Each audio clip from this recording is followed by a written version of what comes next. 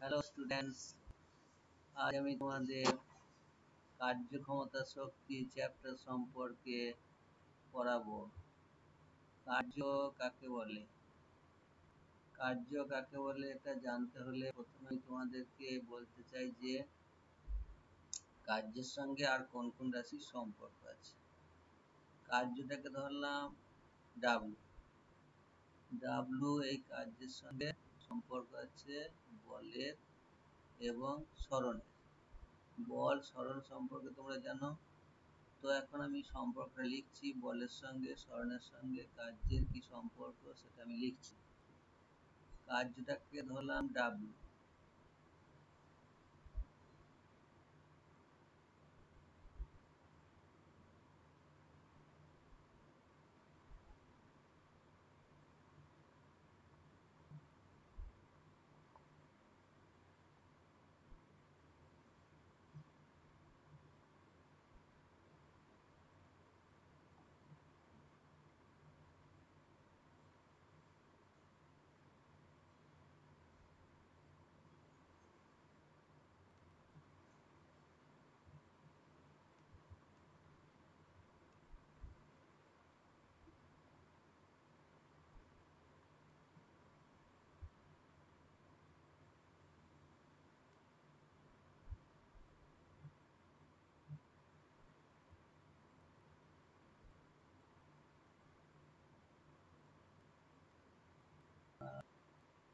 বলটাকে ধরলাম এফ।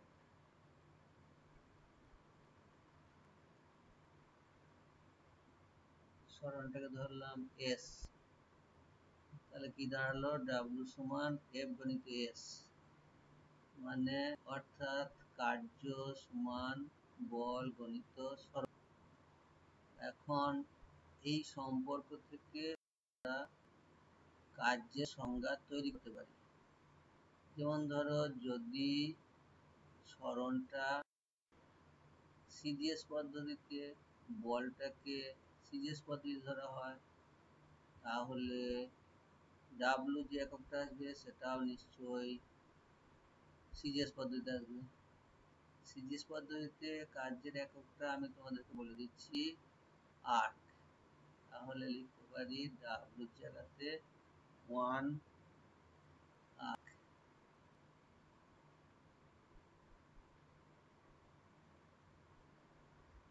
এক আর্ক সমান তাহলে কি হবে না, বলের একক হচ্ছে তাহলে সিজিএস পদ্ধতিতে 1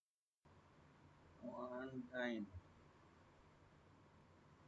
কিন্তু সরণের একক হচ্ছে সিজিএস পদ্ধতিতে 1 সেন্টিমিটার, 1 সেমি। তাহলে কি দাঁড়ালো? 1 আর্ক সমান 1 ডাইন গণিত 1 সেমি। তাহলে এখান থেকে বলতে পারি যে কোনো বস্তুর উপরেতে যদি আমি 1 ডাইন বল প্রয়োগ করি, তাহলে বস্তুটা যদি 1 সেন্টিমিটার সরে যায়, অর্থাৎ 1 সেন্টিমিটার সরণ হয়, তাহলে আমার প্রযুক্ত বল যে কাজ করবে সেই কাজটা হচ্ছে 1 আর্ক। তাহলে 1 আর্ক কাকে বলবো না, কোনো বস্তুর উপর 1 ডাইন বল প্রয়োগ করলে যদি বস্তুর সরণ হয় 1 সেমি, তাহলে যে কার্য করা হয় তাকে বলা হয় 1 আর্ক। এখন বল প্রয়োগ করলে যে সব সময় বস্তু সরে যাবে তার কোনো অর্থ নাই। যদি বল প্রয়োগ করলে সরে যায় তাহলে কার্য হবে, আর যদি না যায় তাহলে কার্য হবে না। বল প্রয়োগ করা হবে কিন্তু কার্য হবে না, কারণ এখানে 1 ডাব্লু সমান এফ গণিত এস লেখা আছে। এস মানে সরণ, এস এর জায়গায় যদি শূন্য হয় তাহলে ডাব্লু সমান কত হচ্ছে? ডাব্লু সমান এফ গণিত 0 সমান 0। তাহলে কার্য শূন্য হলো। তাহলে কার্যের সংজ্ঞা তোমরা এখান থেকে করতে পারো, কোনো বস্তুর উপর বল প্রয়োগ করলে যদি বলের প্রয়োগ বিন্দুর সরণ হয় তাহলে বলা হয় যে প্রযুক্ত বল কার্য করেছে। যদি সরণ না হয় তাহলে কার্য হবে না।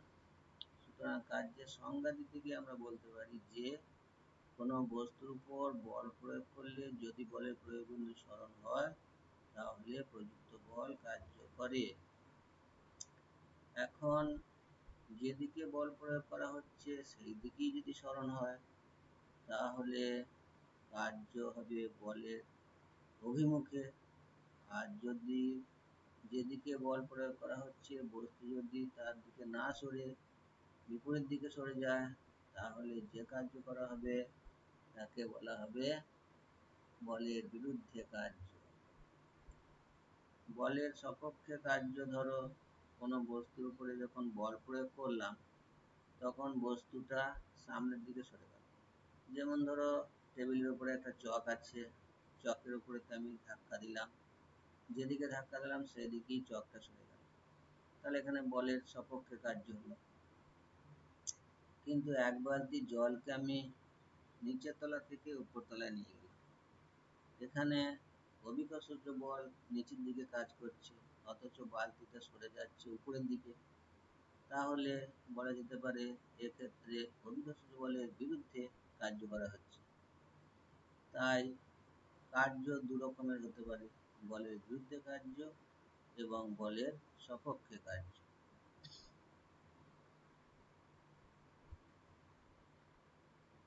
এখন সিজিএস পদ্ধতির একক সম্পর্কে পড়েছি, এবার এসআই পদ্ধতিতে কার্যের একক নিয়ে আলোচনা করব।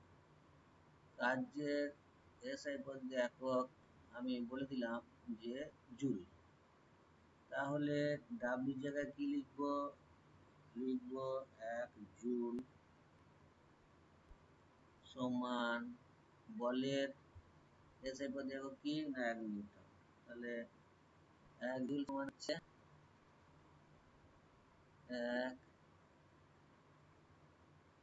1 জুল সমান হচ্ছে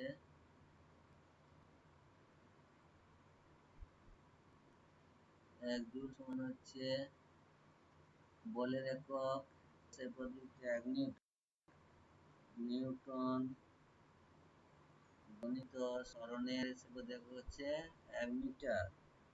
1 মিটার, তাহলে 1 জুল সমান কত না 1 নিউটন গুণিত 1 মিটার। তাহলে আমরা বলতে পারি যে কোনো বস্তুর উপর যদি 1 নিউটন বল প্রয়োগ করা হয় তাহলে বস্তুটি সরণ যদি 1 মিটার হয় তাহলে যে কার্য করা হয় তাকে বলা হয় 1 জুল। এখন এই দুই এককের মধ্যে তৈরি করা যেতে পারে। 1 জুল এর সঙ্গে 1 8, 1 জুল সমান আমরা কি পেয়েছি না 1 জুল সমান 1 নিউটন গণিত 1 মিটার। এখন আমরা নিউটনকে সিজিএস পদ্ধতিতে নিয়ে যাব আর 1 মিটারকেও সিজিএস পদ্ধতিতে নিয়ে যাব। 1 নিউটন সমান আমরা জানি 10 to the power 5 time into 1 metre সমান হচ্ছে গিয়ে 10 টু দি পাওয়ার 2 সেমি।